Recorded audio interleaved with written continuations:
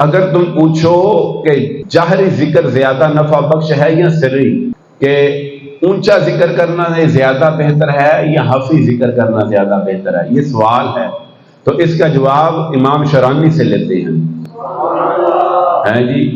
وہ فرماتے ہیں تو اس کا جواب یہ ہے کہ جن لوگوں نے ابھی آغاز کیا ہے اور ان کے دل پر سختی غالب ہے، ان کے لیے جہری ذکر زیادہ نفع بخش ہے۔ ابھی بندہ مرید ہوا ہے اور خفی ذکر پر لگ جائے، ہم نقش بندی سے اختلاف نہیں رکھتے، ہم اپنے مشرف کی بات کرتے ہیں، سلسلہ قادریہ کی، اور نقش بندی بھی ہم ہیں الحمدللہ، مگر یہ ہے کہ یہ امام شرانی فرما رہے ہیں اور یہ وقت کا مجدد بھی ہے، اور ان کا دور کون سا ہے جناب علی، اور یہ کتنی پائے کی شخصیت ہے۔ انہوں نے فرمایا اور جن اصحاب سلوک کے دل مطمئن ہیں ان کے لیے ذکر خفی زیادہ نفع بخش ہے، یعنی کہ جن کے دل مطمئن ہو گئے، گناہوں کی آلودگی سے پاک ہو گئے، زنگ اتر چکا، حجابات اتر گئے، ان کے لیے ذکر خفی زیادہ مفید ہے۔ اب جس کو ذکر میں بیٹھتے ہی نیند آ جائے، اس اللہ کے بندے کو کہو کہ ذکر خفی کرے، وہ اللہ کا بندہ سو جائے گا، ذکر خفی کبھی نہیں کرے گا۔ ذکر بالجہر کرنا ہے، اور ذکر بالجہر کرنا کیسے ہے؟ یہ قوت سے کرنا ہے۔ سبا سنابل شریف والے کیا کہتے ہیں؟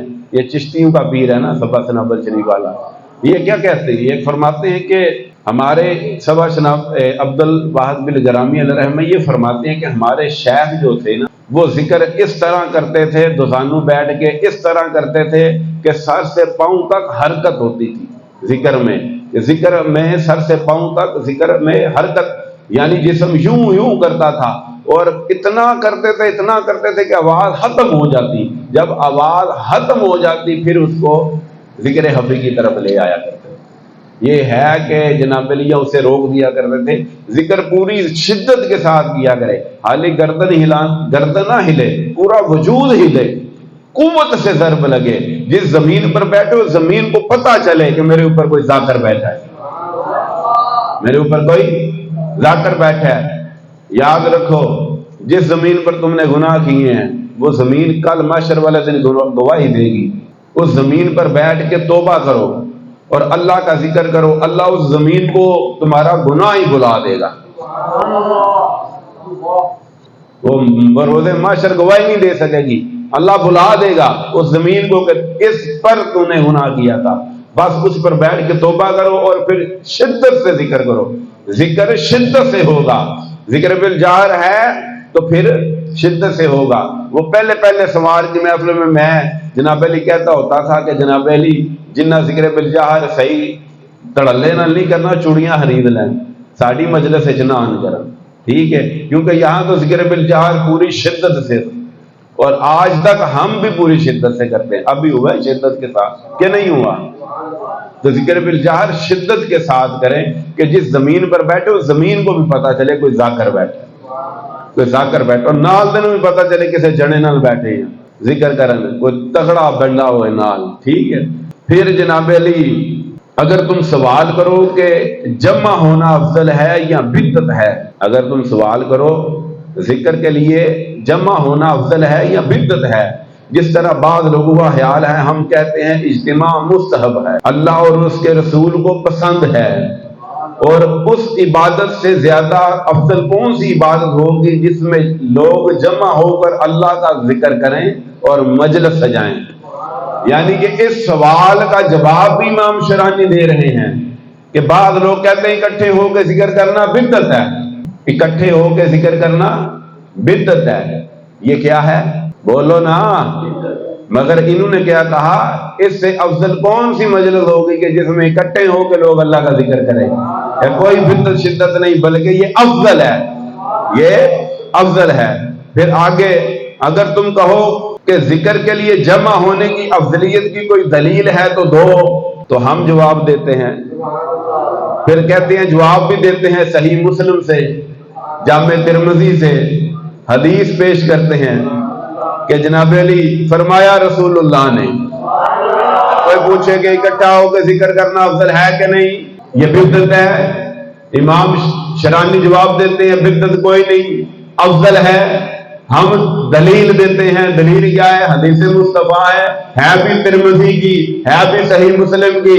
فرماتے ہیں رسول اللہ، کیا فرماتے ہیں؟ جو قوم بیٹھ کر جمع ہو کر اللہ کا ذکر کرتی ہے، فرشتے ان کو اپنے پروں میں لے لیتے ہیں، فرشتے ان کو اپنے پروں میں لے لیتے ہیں، رحمت الہی ان کو ڈانپ لیتی ہے، ان پر سکون نازل ہوتا ہے، اللہ تعالی ان میں ان کا ذکر کرتا ہے جو اس کے پاس ہیں۔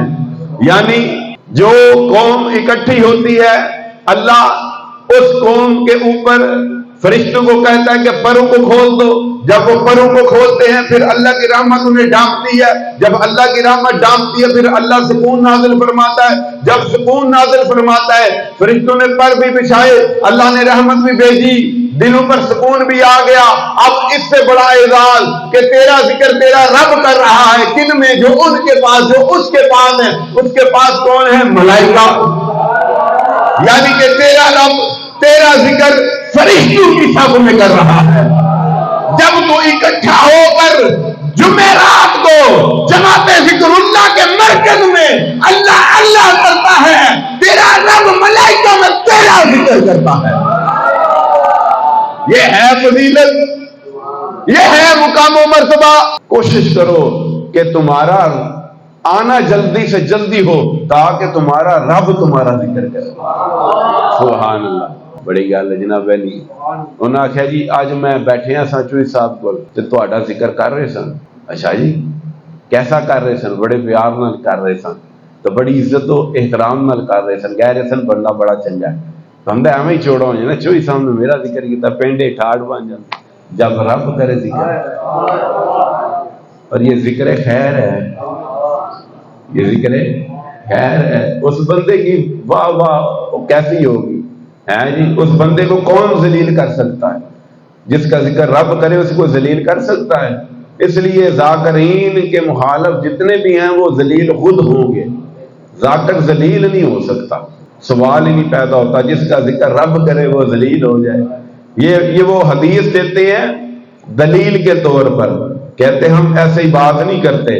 اور پھر فرماتے ہیں کہ امام بخاری نے کہا، مرفوع حدیث روایت کی، کہ رسول اکرم صلی اللہ علیہ وسلم نے فرمایا اللہ کے کچھ فرشتے جو راستوں میں چکر کاٹتے ہیں، اہل ذکر کو تلاش کرتے ہیں، جب واپسی پہ جب ایسی جماعت کو پا لیتے ہیں جو اللہ کا ذکر کرتے ہیں، وہ دوسرے فرشتوں کو آواز دیتے ہیں آؤ اپنے مطلوب کی طرف۔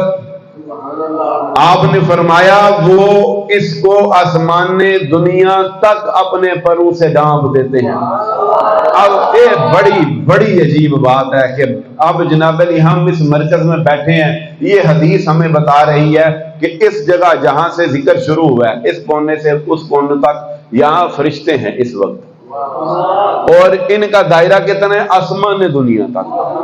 انہوں نے پر کھولے ہوئے ہیں آسمان دنیا تک، یعنی کہ یہ پورا دائرہ آسمان دنیا تک جناب علی، اس کے درمیان آپ بیٹھے ہیں۔ اس کے درمیان کیا ہے؟ اللہ کی رحمت، اللہ کی طرف سے اترنے والا سکون، اور آپ کا ذکر جو رب کر رہا ہے۔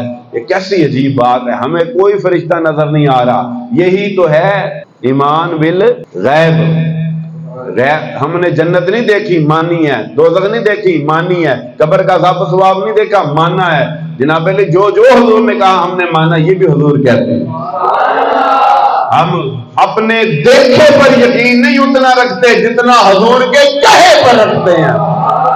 یہ سنیوں کا مزاج ہے، یہ سنیوں کا مزاج ہے کہ ہم کوئی اپنی عقل سے چیز تولیں یا اپنی آنکھوں سے دیکھیں اور مصطفیٰ کہہ دیں، ہمارے پاس وہ فرمان پہنچ جائے۔ مصطفیٰ کا کہنا ہمارے لیے اس سے بھی افضل و اعلیٰ ہے اور بہتر ہے اور نجات ہے اور حق ہے اور دلیل ہے اور رب کی طرف سے ہے کہ جو مصطفیٰ نے کہا اور اس کے مقابلے میں ہم نے دیکھا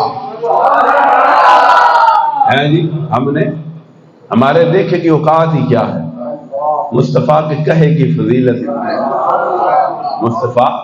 مصطفیٰ کیا کہتے ہیں؟ مصطفیٰ کہتے ہیں جو میں کہتا ہوں اسے سنو، اسے یاد کر لو۔ یہ سننا ذرا جٹکے انداز حدیث پیش کر رہے ہیں تو ذہن ہے جی حضور فرماندے جو میں کہاں انہوں سنو غور نال، انہوں یاد کر لو، انہوں اگے پہنچا دو۔ بھائی تسی تو سنی حدیث، جا کے بیگم نو سنا دو، اگے پہنچ گئی، بچے نو سنا دیو، اگے پہنچ گئی، یار نو سنا دیو، اگے پہنچ گئی۔ انعام کی ہے؟ حضور فرماندے رب تیرا چہرہ روشن کر دے گا، تیرا چہرہ روشن کر دے گا۔ سمپل جی گل، یہ حدیث سنو جو میں نے سنائی ہے، جا کے آگے سناؤ چہرے روشن ہے جی۔ جنیاں مرضی کریمہ لا لو، پر جڑا حسن رب دینا ہے جی۔ جناب یوسف نے کوئی کریم تو نہیں سی نہ لائی، جناب یوسف کو کبھی لالٹین کی ضرورت نہیں تھی پڑی۔ اللہ اکبر، درویشو او فقیرو، حضرت یوسف کو کبھی لالٹین کی ضرورت نہیں تھی پڑی۔ رات کے اندھیروں میں جس گلی میں قدم رکھتے تھے وہ نور کی وجہ سے روشن ہو جاتی تھی، نور کی وجہ سے روشن ہو جاتی تھی۔ جب مسکراتے تھے تو جناب علی روشنی دیواروں سے لگتی تھی، اس روشنی میں اتنا حسن تھا چہرے پر کہ رات کے اندر ایسے چاندنی کا سما ہو جاتا تھا، اور جہاں جانا چاہتے تھے وہ جاتے۔ پھر جو لقمہ لیتے یہاں سے اترتا ہوا نظر آتا تھا۔ اللہ حسن یوسف، اے عورتن بڑی نازک مزاج ہے کی وجہ سے کہ انگلاں وڈ سنی انہوں پتہ ہی نہ چلیا۔ حسین کس قدر حسن تھا، کس قدر حسن تھا کہ یہاں سے آپ لقمہ لیتے یہاں سے اترتا نظر آتا، پانی پیتے یہاں سے اترتا نظر آتا، راتوں کو نکلتے راتیں روشن ہو جاتی۔ اور میری ماں اما عائشہ پوچھتی ہیں حضور سے کہ حضور آپ سونے تھے یا آپ سونے ہیں یا یوسف سونے؟ تو فرمایا حضور مسکرا پڑے کیونکہ یہ محبوبہ ہیں جناب رسول اللہ کی، حبیبہ ہیں مصطفیٰ کی۔ جی حضور مسکرا پڑے، فرمایا کہ میرے بھائی یوسف کو تو میرے حسن کے پردوں میں سے صرف ایک جھلک ملی، مفہوم پیش کر رہا ہوں، یعنی کہ جو یوسف کا حسن ہے وہ تو ہمارا دیا ہوا، جو ہم ہیں ہم تو اللہ کی غیرت کے 70,000 حجابات کے پیچھے، جہاں میں بند جاتے دور لاکھوں، جو ایک بھی اٹھتا حجاب تیرا۔ نہیں اس لکھنے والے نے لکھا حضور جناب علی، حضور اتنے حسین ہیں کہ حضور کا حسن پردوں میں رکھا گیا، ورنہ کائنات کا نظام درم برم ہو جاتا۔ جناب علی حضرت یوسف کو دیکھنے والا ہوش کھو دیتا تھا، اتنے حسین تھے۔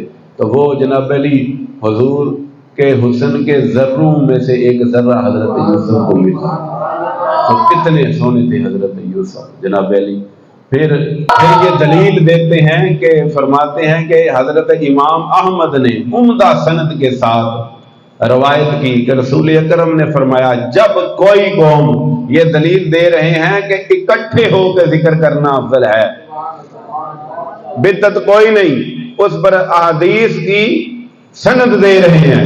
تیسری دلیل دے رہا ہوں، تیسری دلیل فرمایا امام احمد نے عمدہ سند کے ساتھ کہ فرمایا رسول اللہ نے جب کوئی قوم اللہ کے ذکر کے لیے جمع ہوتی ہے جی کیا ہوتی ہے، اور وہ اس سے اللہ کی رضا چاہتے ہیں، یعنی کہ جب وہ جمع ہوتے ہیں اور اس جمع ہونے سے ان کی جو مراد ہے وہ اللہ کی رضا ہے، جب وہ یہ چاہتے ہیں تو آسمان سے ایک منادی ندا کرتا ہے، یعنی کہ ایک آواز دینے والا آواز دیتا ہے اٹھو کہ تمہارے گناہ نیکیوں میں بدل دیے گئے۔